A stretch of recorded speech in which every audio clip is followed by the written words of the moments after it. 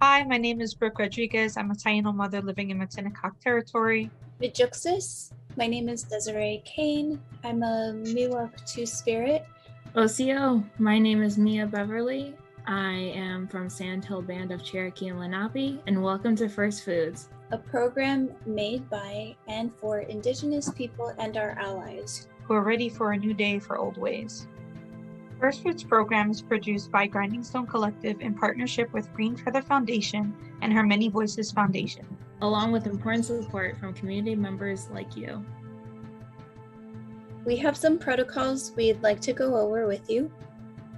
Land acknowledgement. We recognize, uphold, and respect Native nations and their lifeways above all else as the ruling governance of Turtle Island and Abya Yala.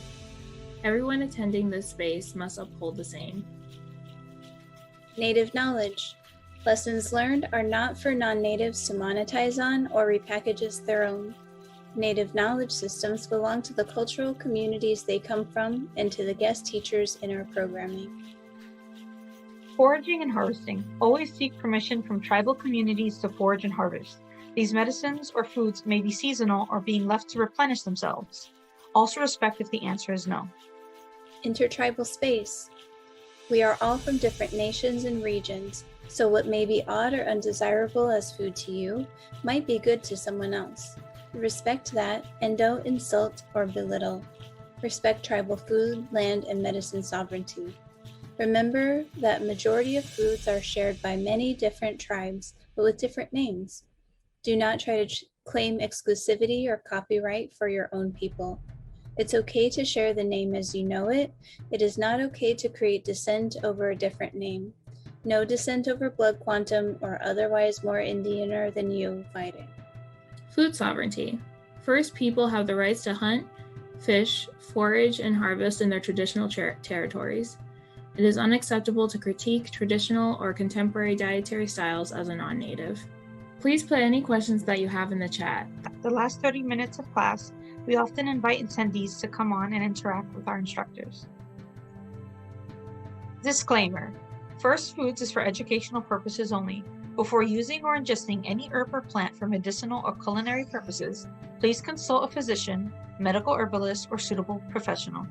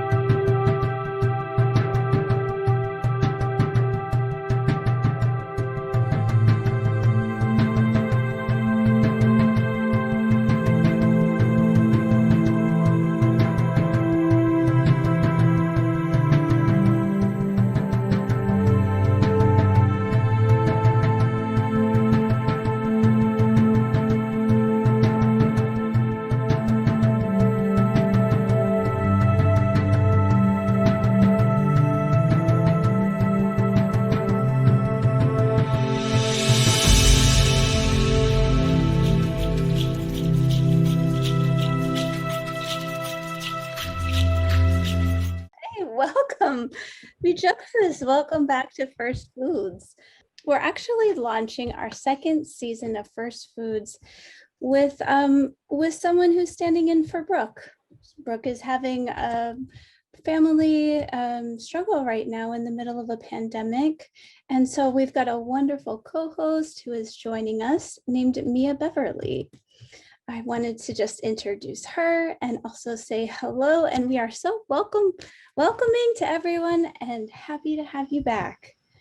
I want to ask if you would please put your questions for the class into the chat, because we are going to have the same format as last time, and we will have Q&A as the last half hour of the show.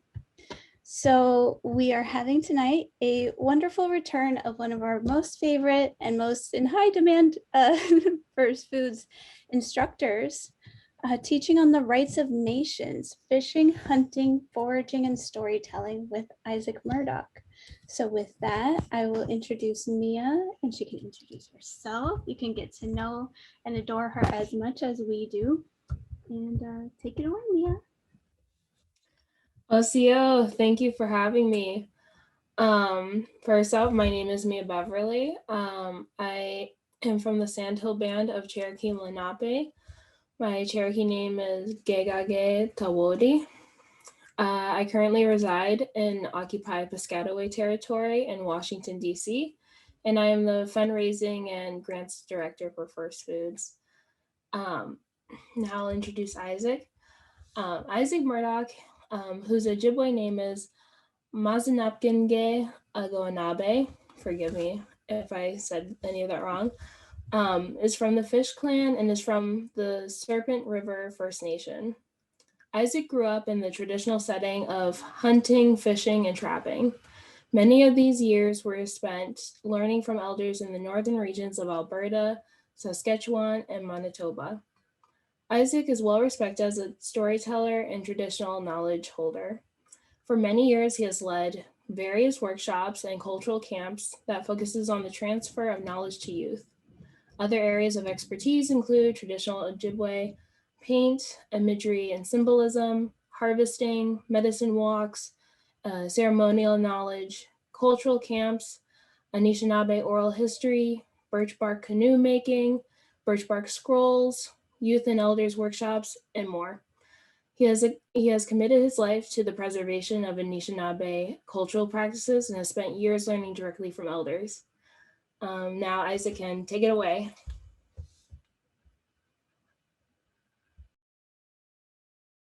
Well, hello everybody. Thank you for the beautiful introduction. Wow, that makes me sound like I'm some sort of a super Indian. That's what happens when you take bios off the internet. I wish I was that great of a person, but it's really nice to have such a great introduction. Ani bonjour, Manzinapkinegego'anaabe Indigenous.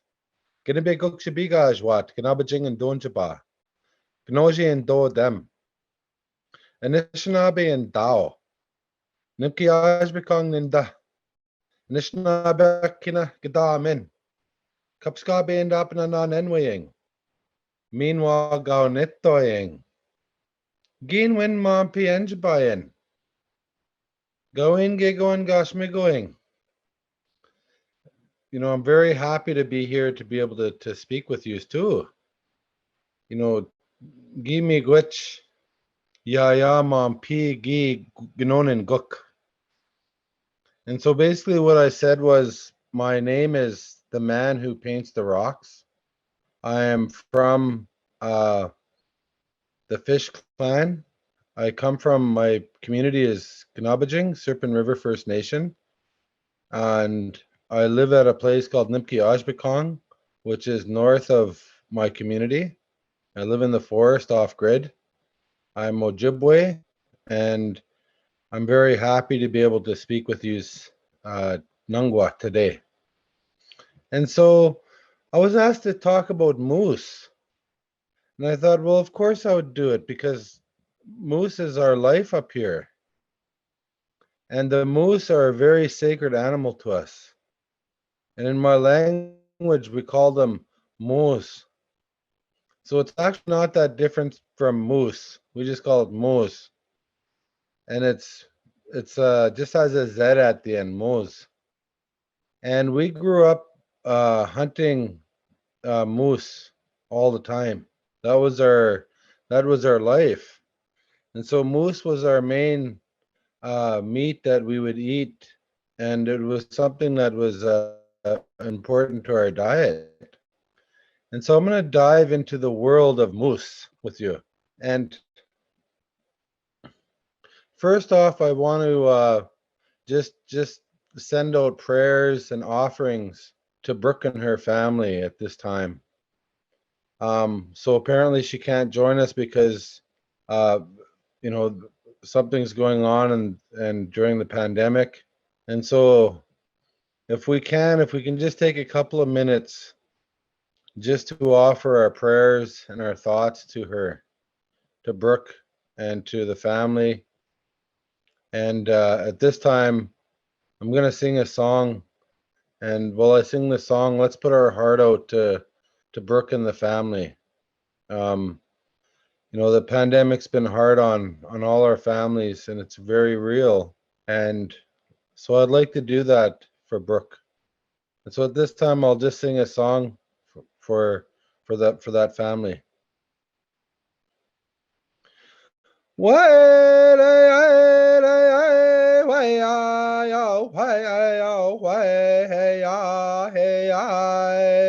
Chapa se so se na ge awa way hey yo why yo why hey ya hey ya way ya ho way yo why yo why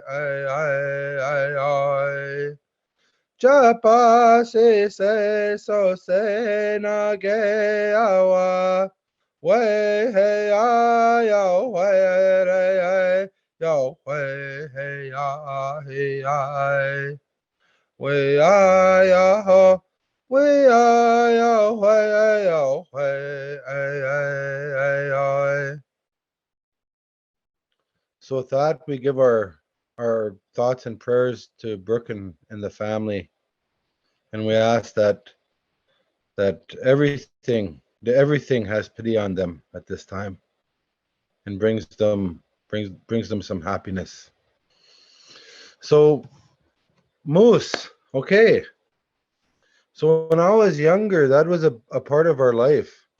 So as a young child, I was told stories about the moose as a baby. I remember crawling around in moose meat as a baby, big piles of moose meat. And they would say, "Oh, we got this moose here, or we got this moose there, or this moose." They would tell their hunting stories. So as I was growing up, I wanted to be a hunter too, because I heard all these stories about the moose. And but before I became a hunter, I had to learn about their nation, their nationhood, their Chinaknegego'anaabe, their laws. And that was really important because as Anishinaabeg people, we recognize that the animals have laws that they follow too, and that they have their own way of life. They have their own governance on the land. And that as Anishinaabeg people, we're a part of that. As Anishinaabeg people, the animals are the leader of our government. And so we take very close attention and we study at a young age the Moose Nation and how they govern themselves, how they act, how they raise their young, how they fight, how do they protect themselves, how the medicines they eat, all of it we learn at a young age because that teaches us how and teaches us to know to live in coexistence with them. So understanding them was a big part of our education growing up. So before becoming a hunter, that's what we had to learn. The songs about the moose, the stories, the Manzinapkinegego'anaabe, the pictures that hang in the sky that have stories about the moose. That was the education that we had growing up. And then also how to hunt them, how to respect them, how to attract them into your life. And so lots of times when we go hunting, it's like it's an adoption ceremony for us because we're adopting that moose to be a part of our family, to be a part of our lives, to provide us nourishment and medicine. And we hold them in great esteem to be a part of our everything. And you know, the moose is so important to us because that's how we make our clothes. That's how we make our tools. That's how we make our life. Without the moose, we would not survive. Just like on the plains, it's the buffalo. For me here, it's the moose. And so understanding that there's a relationship, that there's an exchange of power that takes place, that the moose will give us its power and will give us its life And a moose is a big animal. It's huge. It has such a big life. And when it gives its life, it gives all of it, not just a little bit of it. So we have to use all of it. If we don't use it all, that's very disrespectful to the animal. And so we had protocols, or we had, I don't know what you call them in English, but we had certain things that we had to do to make sure that we respected the moose and how we prepared the moose. And I'm going to talk about some of those things. So, for example, we hunted the moose any time of year. There was, when we lived in the way deep in the forest, like where I live now, there was no specific time when you could not go get a moose. So for us, it was all the time because that was our life. And we'd often dream about them. We would dream about the moose, and the moose would dream about us. And through our dreams, we were able to connect with each other through the understanding that we were going to adopt each other and that their nourishment and their life would become a part of our life. And that's how we understood it. The moose is a very sacred animal because it eats in the swamps. It goes into the hard to reach places where the Anishinaabe can't go. And it eats those very powerful medicines in those swamps that we can't get to. And it stores that medicine in its fat.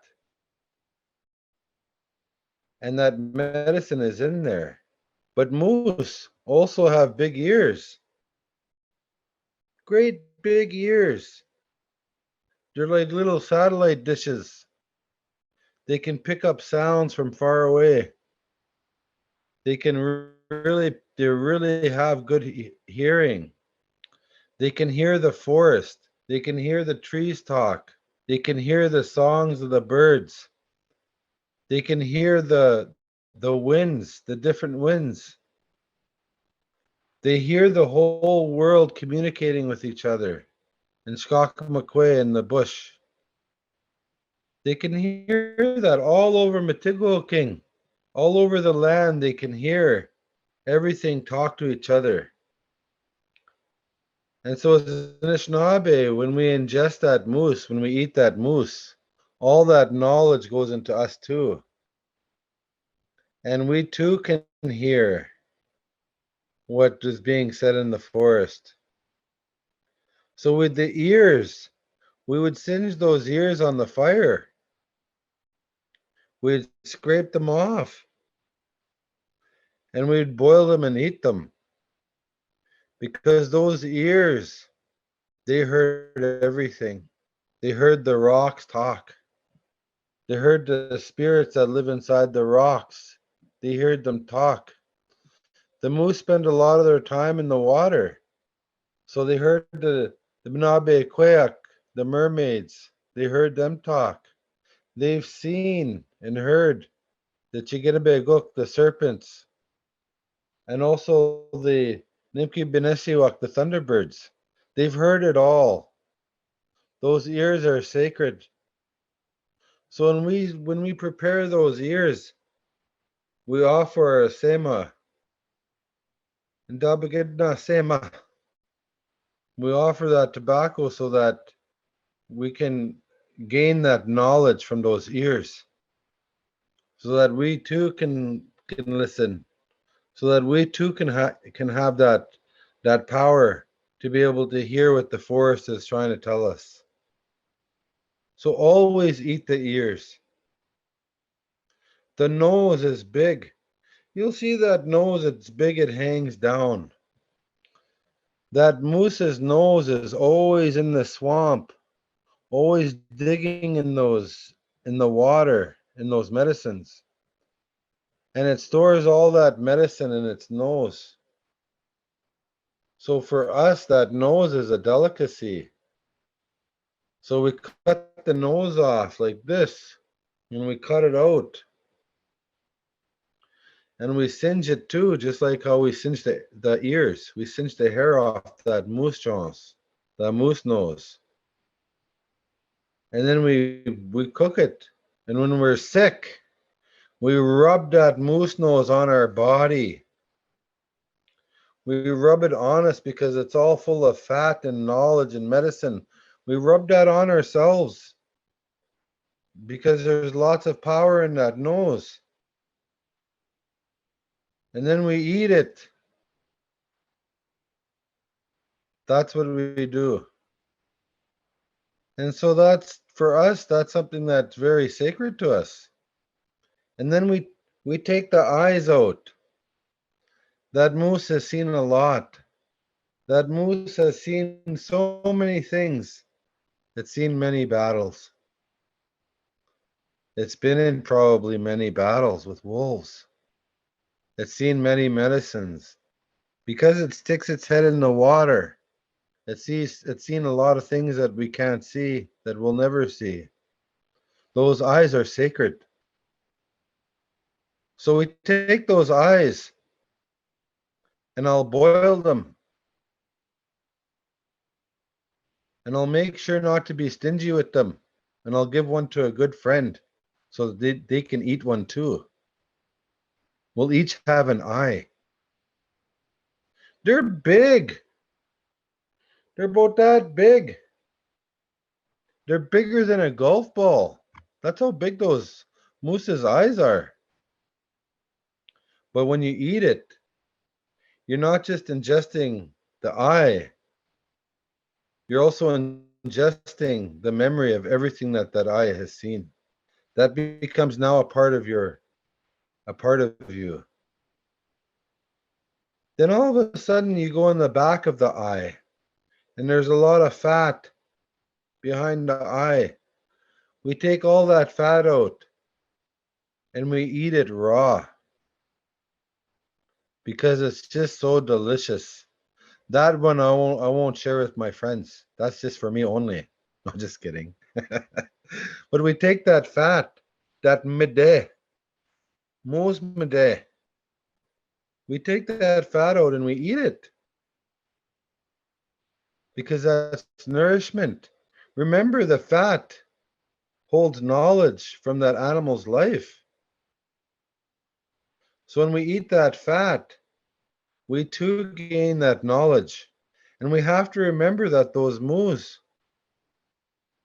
that they have traditional knowledge that's passed down for thousands of generations.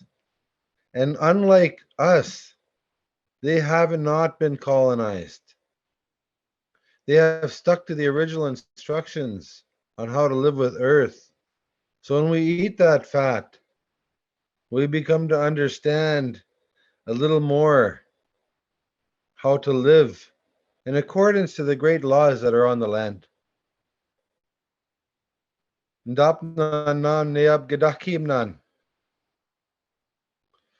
then, of course, we start taking the head apart, the cheeks, everything comes off, all the meat comes off the head. And that's a very sacred thing. The head is always a delicacy in all of our animals. So we take that meat, we don't waste nothing off the head. We eat it, we cook it and eat it right away. And then, of course, the brain, we put the brain in a special little package and we put that aside. The brain is very, very important. That brain, when you hold it, you can feel something inside your own heart. You can feel like it's almost like 100 internets that you have in your hand when you hold a moose brain in your hands. The internet is nothing compared to a moose brain. The internet is just a speck of knowledge compared to a moose brain. So we put that aside very carefully. If we get the moose in the summertime, we take something called the eshkangugum. Eshkangugum is the velvet off the horns. And again, that velvet, it gives us energy. It gives us lots of things. So we cook that on a fire, and that too we eat. I mean, we'll scrape those antlers right clean. They'll be just almost white when we're done with them. We love that so much. That's a beautiful food. Then after we're done with that head, what we do is we grab black stones and we put them in the eyes of that moose so that it doesn't look at us. And then we take the tongue out, the last part. We put that aside separate too. That tongue is very delicious. And then all of a sudden, we start to decorate the head. We start to decorate it with ornament, with paint. We honor that moose with a line like this to represent the Wabanamikan, the sacred road, the sacred path that they follow. And we tie leather strips uh, on their head, and we hang that moose head back in the bush as a way to honor what the moose gave us. And that's a very sacred thing. And I remember hearing stories, to honor that adoption of that moose becoming a part of our family, to live with us, to to provide us medicine and nourishment in life. That medicine and that nourishment, that knowledge, it lasts with us forever. It's a forever thing. So we appreciate that so much. We honor that head, and we face it in a certain direction, in a tree. That's what we do. Then we start working on the guts. The guts. We take the the stomach lining out. We take the stomach out. We take all of the intestines out, all of the organs that are down below. We take them all out. The heart, the lungs, everything we take out. We like to eat the lungs because that's a breath of life. That moose, when it takes a breath, it takes a deep breath. When it runs, it needs that deep breath to run fast. So we know there's a lot of the power of Nesewin, the air is inside that moose in his lungs. So we eat that. And it gives us the power of Nesewin. And then the heart, beautiful thing, a moose heart. It's a bundle. It's a sacred bundle. It's very powerful. There's 3 pockets in a bundle in that moose's heart. And so we carefully take the fat off that heart and we put that aside too, very special. And we eat that heart we shared with our old people. Same with the tongue. Then we take there's a web of fat around the stomach. We hang that in a tree to dry. And that fat, when you want to cook something, you just take a little piece off, you throw it in your pot, in your pan or your soup, and you automatically got fat there. It's already made. That's a beautiful fat that goes around the stomach. We would never throw that out. That's like throwing away $1 million. You don't want to throw away $1 million. So we keep that, and that's our fat. Then we go into the stomach itself. You know, the stomach is the stomach lining. I don't know what they call it in English. Does anybody know what the stomach lining is called on an animal when you eat it? There's a word for it. The stomach. I forget. I forget what it's called in English. But anyway, we take that lining and there's two of them. There's one big one and there's a smaller stomach there. Well, we cut that smaller stomach off of the big one. Tripe, that's the word. Tripe. But anyway, we take that small stomach and that's what we put the heart in because it fits perfectly in there. Then we put a stick through that to fasten it together. Then we wash all of that stomach, that tripe, and we wash it in the water or in the swamp. We really wash it good. It stinks. It stinks, but I don't know what it is. Once you boil it, it even stinks when you're cooking it.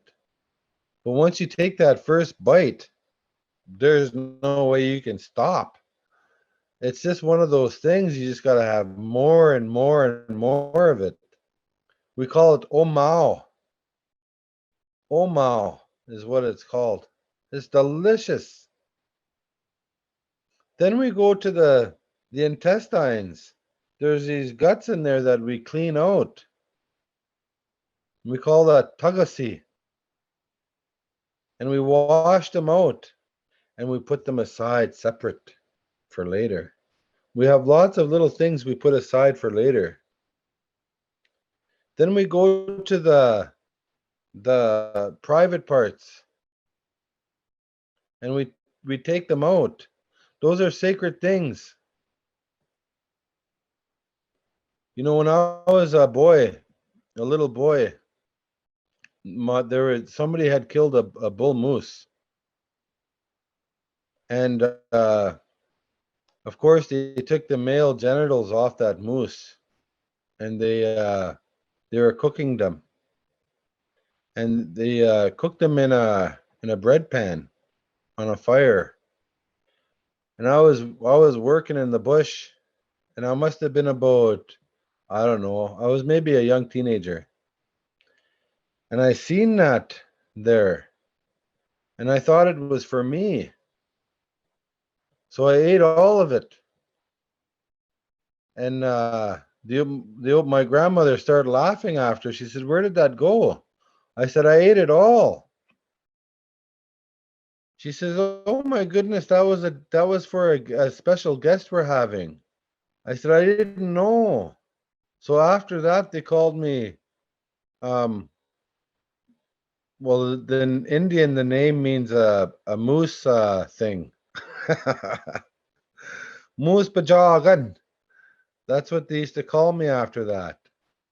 So that was my nickname, Moose Bajagan. It means a moose thingy because I ate the whole thing, and the name stuck. They weren't mad at me, but that's what we used to eat too. And then of course we take the legs apart. All the muscles come apart. Every single muscle on that moose except the ribs. We take them apart. We separate each muscle. And sometimes if it's cold, if it's winter time, we'll freeze them like that. Or if it's summertime, we separate them and then we clean the outside of those with our knives. We take the sinew off of them. And we make our dry meat out of them. And we'll hang them and we'll smoke them with manzat, which is a type of a tree. And we smoke them for many days. We'll smoke that whole moose, even the calf muscles. We'll divide them and we'll hang them. They look like this. We'll hang them on there and they'll dry and they'll be hard as rock. But when you cook them, you got to get an axe and you chop them up. And when you boil them, they're just a beautiful, beautiful thing to eat. So that's what we smoke the moose like that. And then we take all the fat off the back. And we call that, we make a zosiganak out of that fat. That zosiganak, we'll get all that fat and we'll cut it into cubes, little cubes about this big. We throw it in there and we start to render that fat down, and we make lard out of it. And again, that lard is good because in the wintertime you can put that on your face so you don't get windburn and when you're trapping. You put that moosmede on your face in May when the bugs are bad, those little black flies, they're not going to be able to get through that fat. And we mix that fat with clay, and we rub that clay and that fat on our face when I'm getting in the springtime. And there's nothing that can get into my skin. You could have all the mosquitoes and all the bugs in the whole world, and they'll never be able to get through that. Then of course we'll take the ribs, we'll eat the ribs, and then the feet.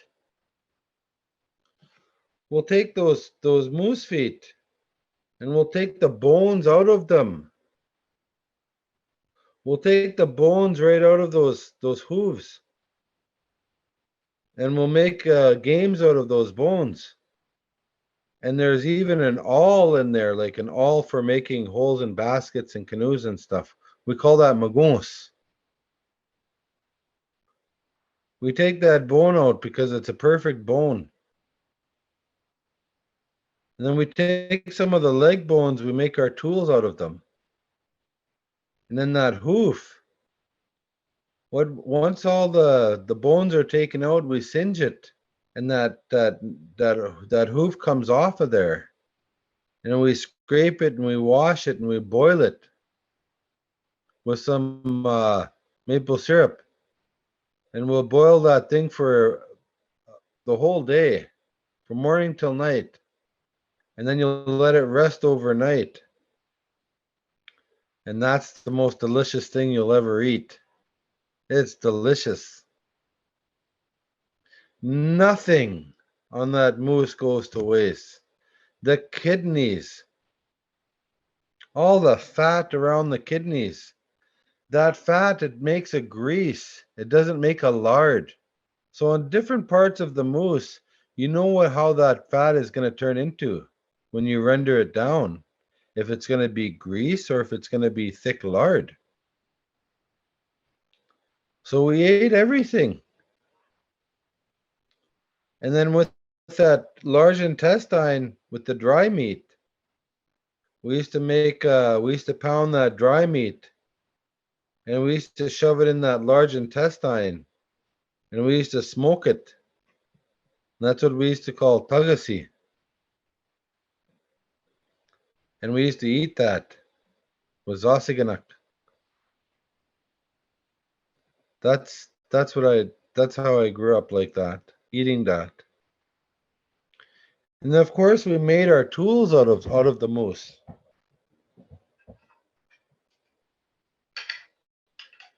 I just happen to have some with me right now.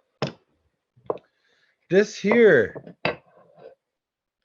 this all is the magoos. There's two of them on each front leg. When I'm making my baskets, that's what I'm making my holes with. When I'm doing my canoe, that's what I'm making my holes in the canoe, in the birch bark. This is called magoos. I mean, there's other names, there's other dialects too, but that's what I know it as. That's it right there. See how sharp that is? That's very sharp. You know, when I was a teenager, I used to carry one around with me in case anybody would try to get tough. But I never had to use it though. But that's a magoos. That's a tool that we use. This is another tool here. You see that? That's a bone, a leg bone. And this is sharp. Listen. And that's what we use when we're scraping our hide.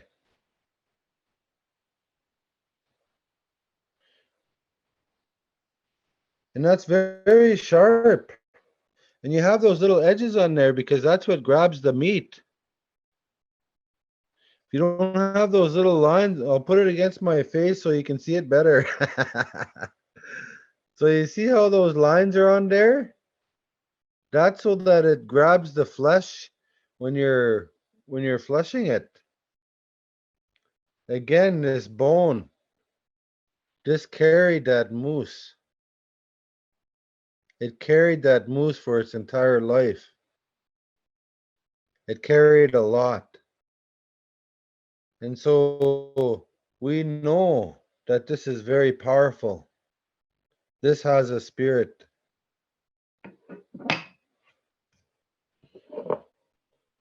This is another one. So you see, I put my little grooves here for my fingers like this. And if I was looking like this, I'm scraping down on the hide at certain spots. It's sharp too. Listen. So I'm using this all the time, scraping. This is to soften the hide. This breaks up the membranes in the hide. That's also made out of the leg bone. Then you have this right here. Another one. Again, that's for scraping the hide. You know, one time there was two of these, the same kind that were sitting there. They were made from two different moose. They were made from one was made from a cow, the other one was made from a bull. They were both hanging there. And people heard them talking to each other in Anishinaabe and in the language. People heard them talking back and forth to each other. These things they have a spirit in them.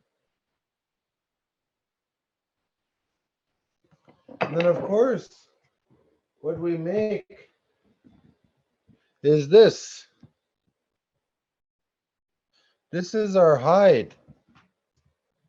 So we use those tools to make this.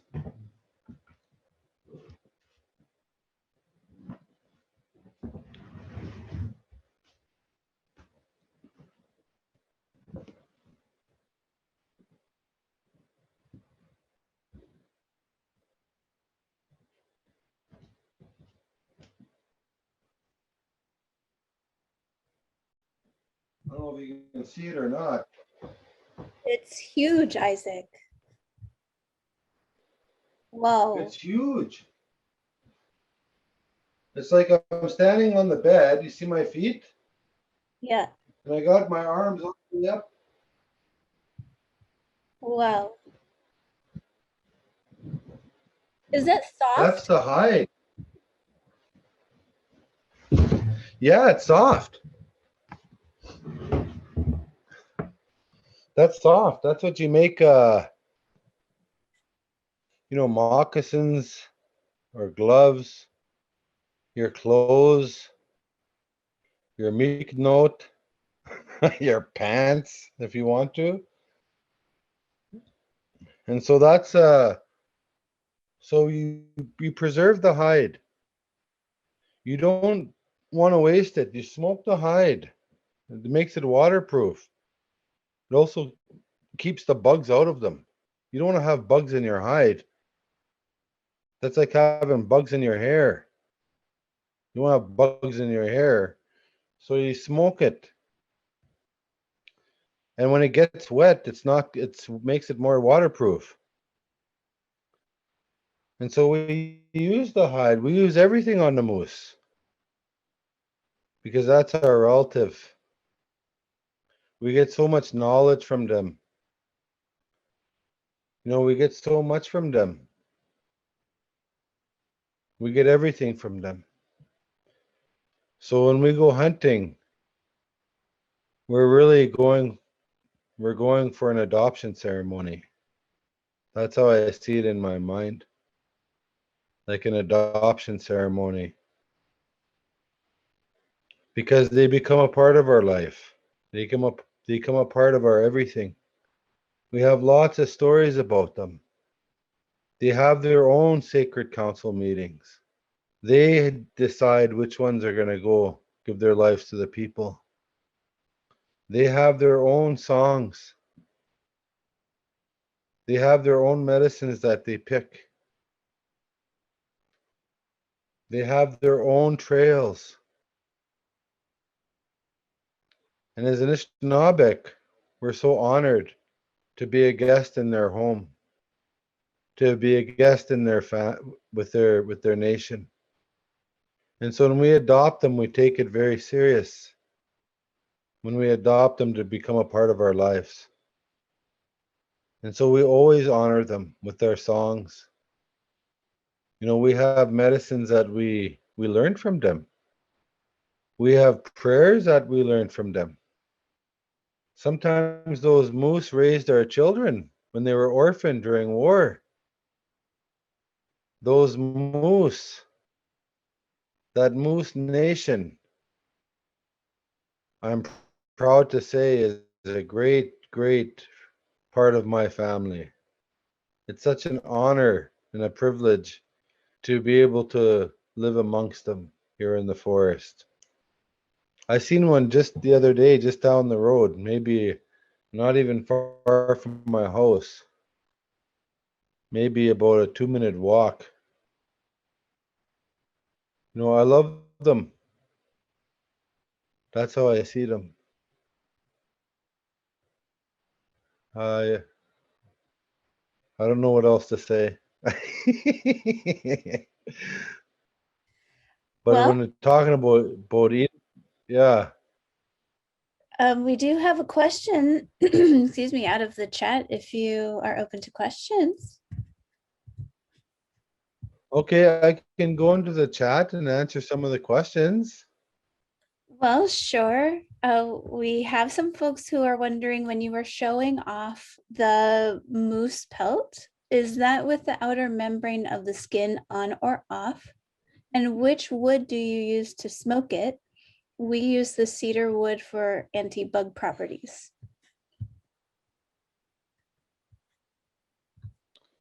I Yeah, you take the membrane off.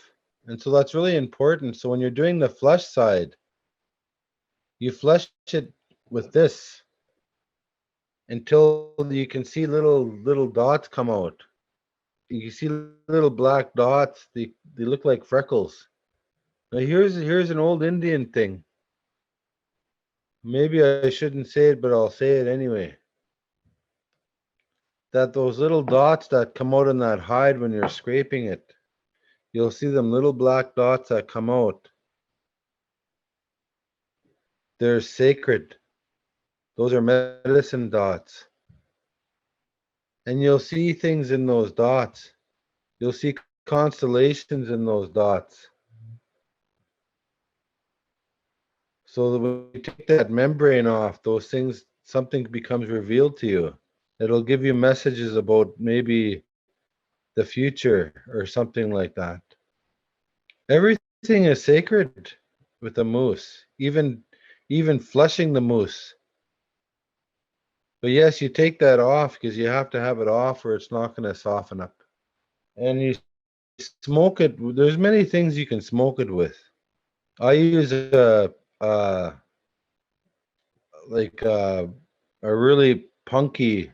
I look for a great big jingwok, like a white pine, an old one that has already fallen down, and I dig inside the ground, and those roots are all red, and that's what I use to smoke the moose with. You can also use manzat. You can also use different things. Manzat is like um, a black poplar. The jingwok is a white pine. So different smoke gives you different colors and different. Uh, there's reasons why you use one over the other. It depends on what kind of hide you want, what color you want it to be, and so forth. You have to be careful that, and it has to be a rotten wood or like a bark from a rotten tree, manzat, off that black poplar. But it can't be wet. If that stuff that you're using is wet, it'll make turn the hide hard and really dark and crispy. So you have to make sure you pick your things right. You have to take your time and pick your things right.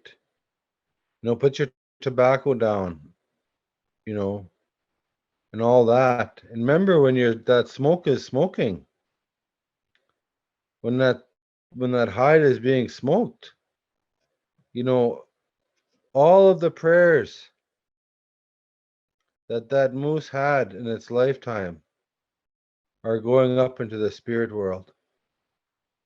They're being reiterated. The whole story of that moose is being told to the stars, to the sky, to the spirits. And so it's a beautiful thing. The whole thing is a beautiful thing. I wish more of our people would respect the animals like how they used to. Any other questions? I miss where you get the lard from, the moose, to protect you from the bugs. That's the thick lard on the bum. Go on the moose's bum. You turn that lard into zosiganak. You render it down into lard. But you gotta mix that fat with the clay. And wobgun is what they call that clay. And you mix it together, you cook it. And once it cools down, you put that on your face. Or sometimes if look at me. Look at it's hard to know what to do on the computer to show you, but look at this. All this hair is falling out now. Even on the back of my head, look. I'm going bald. I'm getting old. That bald spot there. You put that on there. Because the bugs are always going to want to be on there all the time. Or if you have a crest, if you have a line in your hair, put that on that line. So those bugs don't go in there and bug it all the time. So that's where you'd get that lard from. Because it's thick, it'll stay like lard. You don't want to use that lard like to oil your gun or anything. Because it's too thick, it'll freeze up in the wintertime. You won't be able to you won't have no bang to your shot. It'll just go click. Your firing pin will be so slow it won't be able to activate that bullet. But it's also a good medicine. So I take that moose fat and I take that Gowanduck, that spruce gum. I cook them together and I strain it and I put that all over my body. So I get that sap and that fat that goes into my body. I'll show you.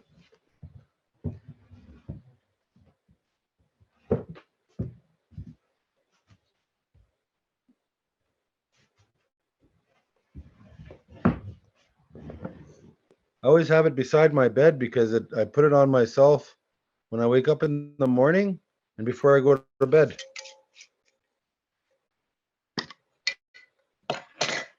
This is it. Smells like tree gum. It smells very beautiful. And it's made out of that fat. It's not grease because it's that lard on the back there. It turns into lard. It doesn't turn into grease at room temperature. So you have to know which kind of fat you're going to use for your medicines, if it's going to be greasy or if it's going to be lardy. But that's what I use all the time. If I have to go speak somewhere important, or if I have to go see old people, or if I have to make a speech to my people or something, I'll rub that all over my face and my hair. And then I'll even grab a spoon and I'll eat it. Just a spoonful. So that I'll know what to say when I get there. All that stuff will be in my mouth. So when I get there, I'll know what to say. That's a good thing to do. The bone marrow. We take the bone marrow. We call that weenie. We take that weenie. It sounds funny. We take that weenie and we make a grease out of it, and we use that in our ceremonies all the time. The spirits love eating that. And if there's any left over, we put that we keep that for our own selves. That's also a strong medicine, that weenie, that bone medicine. But that's what I know. Is there any other questions? Talking about knits, I think I have knits now. Look, I'm just scratching my head. Yeah, we do have a question. It is from Russ. He asks, Isaac, are the younger people in your community as enthusiastic about eating moose and all the other things you do / make from the animal, or have you noticed a lessening of interest in this tradition? Well, I mean, in a way, I was lucky because, and I remember the first time that I did this this talk with yous. Remember, I was crying about the whole being taken away by the Indian agents, and I had a little cry here on here. But when I was younger, I was taken away by the Indian agents. We weren't allowed to live with our parents because this knowledge was considered to be pagan. And we were known as the Indian problem, which is a free roaming people. We had our language, we had our government, we had our laws, we had our healthcare system, we had our education system, we had everything. We had our own economy on the land. For us, there is no difference between ecology and economy. And so that was the Indian problem to the government, because it was going to be us who was going to resist resource extraction, the mining, the deforestation, all of those things, because our core beliefs and our core values were deeply rooted inside of the land. You know, Wesiwag, the animals, Giigawag, the fish, Benesiwag, the birds, Minwa Nesiwin, the airs, the winds, Nebe, the water, Anishinaabeg. We know that by taking us out of the land, that they're going to try to destroy everything. So they had to remove us. We weren't allowed to live with our parents.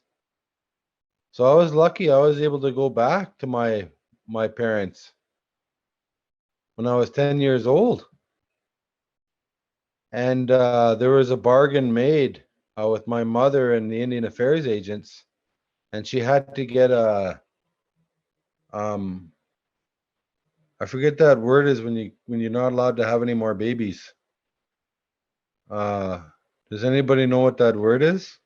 Sterilized. Oh yeah, sterilized. She had to get sterilized. That was part of the deal for her to get us back. So she had no choice. And I went to go live in the bush, and I never went back to school. And so I was lucky to be able to live in the bush and eat these things like that. But now a lot of things have changed, since the 1970s. So now, you know, the globalization of Western education has been wiping out Indigenous knowledges all over the earth. And the Indian Act systems keep people off the land, forced into colonial institutions or societies, and they, of course, keep us dependent on programs and services, and also tapped into consumerism, so that it's hard for us to go back to the land.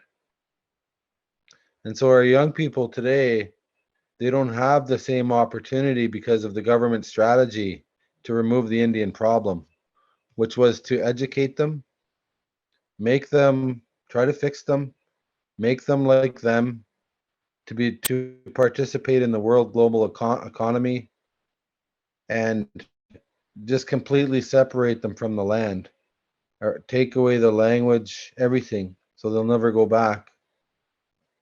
And now our young people are held hostage in these colonial systems, and these systems that are not producing a sustainable economy, that's not teaching the higher learning that's required to live on these lands in a balanced and good way. And so the answer is no. The young people are being forced into these schools and not on the land anymore. It's not right. It's not right at all.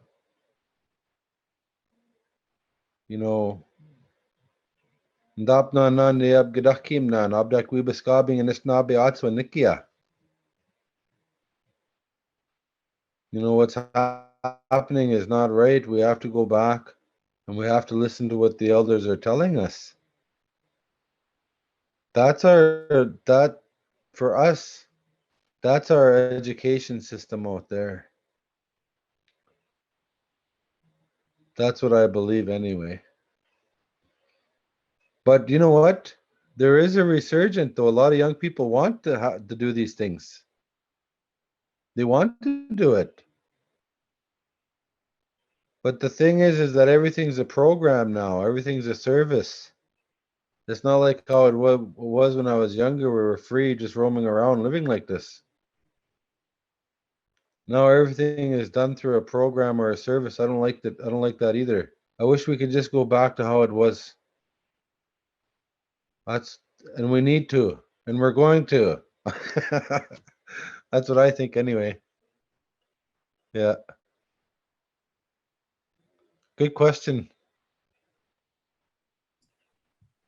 Yeah, that's such an interesting question for a lot of reasons, mostly because First Foods, Brooke and I started doing these classes because we noticed that there are younger people who desperately want to learn, but not a lot of ways to actually access people who will teach you what to do with moose fat for bug repellent. It's a wonderful that you are so generous in teaching that.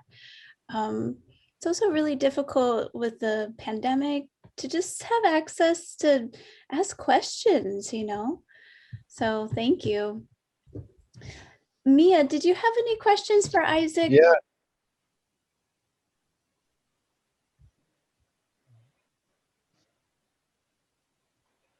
Yeah, I actually, thank you so much for that presentation. I like everything about it was like the way you went through all parts of the moose. It was very poetic in every single story. But I was wondering, and this is kind of based off of a question I saw from Russ, but uh, I'm wondering if there's any maybe threats to the moose population where you are. Russ mentioned that there was an issue of, I believe, ticks. So I'm wondering if there's anything that makes it challenging to like hunt for moose there. Yeah, so there's two epidemics that are happening in the forest right now: roads and four-wheelers. And because of the deforestation, the more people are getting access into areas where there's moose, and because they have four-wheelers, they're able to get in there. And there's lots of they kill lots of moose now. And everybody feels they have a right to kill a moose. And I don't believe in the rights-based agenda that we have. That's our right. We have a responsibility to our relative. There's a big difference. And so ensuring that the lands and waters are protected for our relatives is important. They kept us alive. If it wasn't for them, we wouldn't be here. You know, at the very least, we can protect their lands, protect their stories, protect their songs, protect their way of life. So as Anishinaabeg, we have a huge responsibility to protect those lands. And sometimes that means that we have to be warriors to do that. That's how I think. It's not right to just sit there and watch. You know, it breaks my heart to see what's happening. It's not right what's going on. It's not just the moose, it's everything. And so, you know, for me, you know, I choose to protect our lands. I'm still young enough. I'm not, maybe I'm going through my second childhood or whatever it's called. But I'm still young enough to protect our lands. You know, I'll do that until I can't do it no more. Because that's the right thing to do. Because they gave us so much. They gave us so much medicine in life. I can't just turn my back on them now. Because they gave me everything. And so protecting the land is part of our responsibility, I believe, as Indigenous people. You know, that's what I think. We owe it to them now. And so I always tell people, you know, go to the land when you can, or if you can find a way, and protect it. Don't ever give up. Don't ever give up. And when they come and they take you away, get somebody to take your place. But we never surrender. We never surrender. Those are our relatives. That's our family. Yeah. It's a really thoughtful commentary. I watched a documentary just recently about the oceans, and there was a really amazing analogy about how these systems have so many moving parts, and it's almost like Earth, you know, take it Earthship for whatever you want to do with that. But Earth, if you think about it as a ship, we're killing off the important crew, you know, so we as humans need the crew, the system. So I appreciate that you're looking at what are the rights of other nations beyond humans and looking at it in that way too, that we have to protect. We have a question from Kyle. Kyle, would you like to come on and ask? Yes, Tachi di Nishlet Nadan Dene Bashin Bedani Dashache to Yeah, my name is Kyle, and I'm from the community of Shiprock, New Mexico, Shiprock Navajo Nation.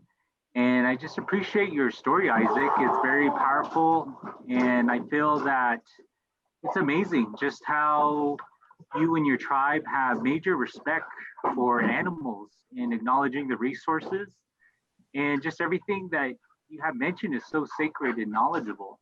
And I feel that I highly agree with you that with outdoor recreation, that it does destroy the land. It does provide deforestation, and I'm very much aware that with tribal communities to uplift their economic development, they very much look towards ecotourism. And I don't necessarily agree with ecotourism because we're just catering to outsiders, to these visitors, and they just put a dollar value to our culture and our knowledge, and that's not right. And so I just feel that the real currency, or as you mentioned, lad, our indigenous people, we had our own way of living, our own way of sustaining, and as of now we're just surviving, and it's just very tragic. And so I just wanted to share with you that I appreciate your words, your wisdom, your knowledge, and even your song and prayer. I can't. And as there's still daylight over here, I'm about to make my way down to the farm actually. And so I just wanted to get a quick few words and just say thank you, and thank you to everybody. Anna, how? Give me which way in. Thank you very much. So I do want to thank everybody for taking the time to be here and to listen, I guess, and be a part of this.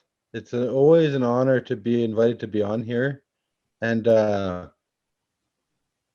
know, I always believe that when we lift each other up, when we empower each other, when we find the good in each other, and you know, we work for something, and when we're for something and not against something, we become very powerful at that point.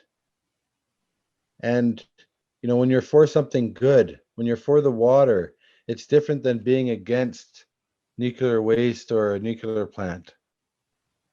And when you're for the moose, when you're for the animals, the wasiwag, we can become a force of nature because us too are connected and tied into that.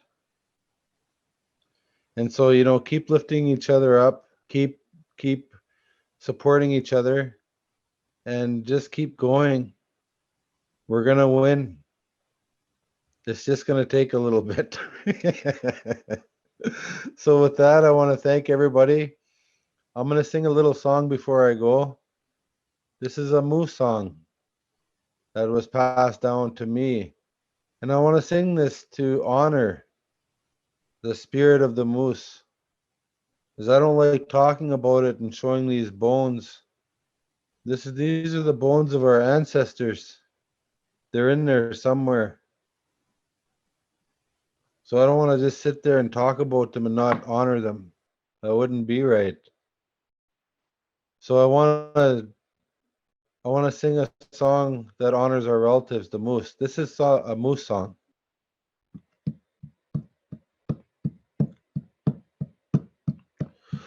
Waya hey ya, waya hey ya, waya ya yo, waya ya yo, waya hey, waya hey ya, waya hey ya, waya ya yo, waya ya yo, waya hey, aya hey ya, waya hey ya, waya ya yo, waya hey, waya hey ya, waya hey ya, waya ya yo, waya hey, waya yo, waya hey.